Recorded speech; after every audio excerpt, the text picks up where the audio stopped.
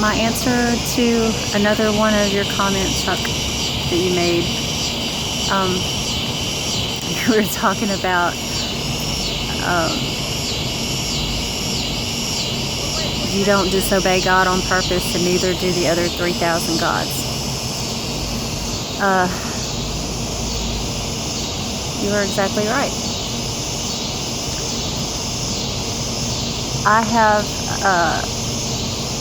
the neat thing about the series that I'm writing is it is multicultural. It has characters from all over the world, and one of the characters, her name is Divani, and she's Hindu. And so in order to get to know, or in order to build a character, you have to know everything about them. You have to know where they come from, what they believe, what they were raised believing. And so I read Mahabharata, and I always make sure that I look at everything that I study from a Christian point of view of the Bible. Okay, the Bible. And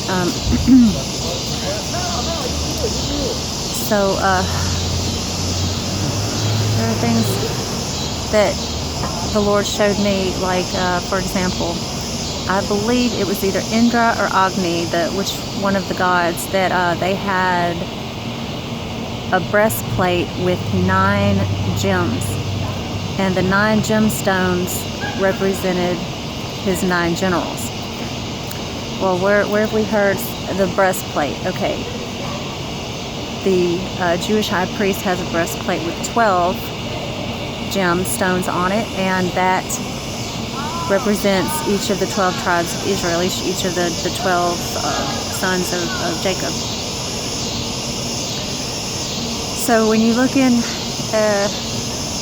Ezekiel 28, I believe, where it talks about all of the gemstones that Lucifer had on his breastplate, he had 9 gemstones. So there was the connection that I made. That Hindu, I can't remember if it was Agni or Indra, whichever one it was, and Lucifer in the Bible. I made the connection. So they are the same, Lucifer and that other god, the Hindu god. So yes, and you know, just there's another video that I made explaining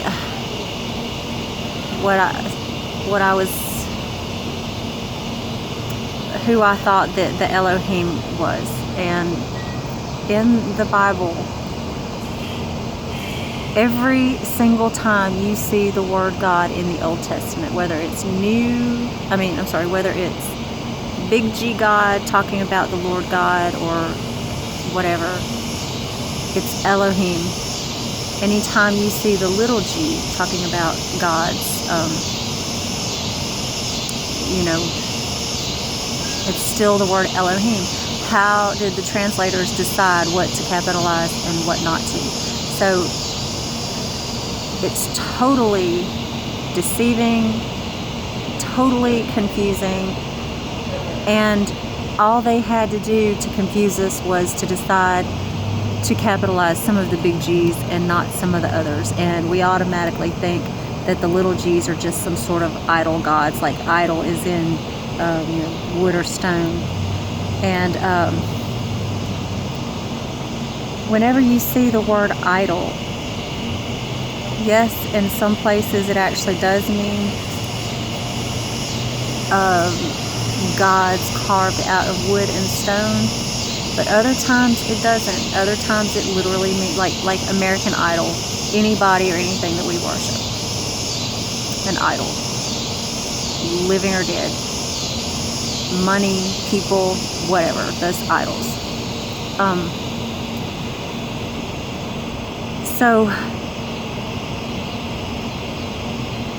the Shema, the Hero Israel, the Lord thy God is one. That word one is the word echad, which means united. It doesn't mean it's just one, like number one, like one, you know, 1, 2, 3. It means we are one. We are united, like the United States. We are one. So it means, you know, the Elohim, Hero Israel, Yahweh, your Elohim is united. So Yahweh is Israel's Elohim, the Lord thy God. Yahweh, your Elohim is united. But what about all those other Elohim that the Bible talks about? So yeah, there are a bunch of other gods. And those gods are the Hindu gods. They are the gods all over the world. Yep.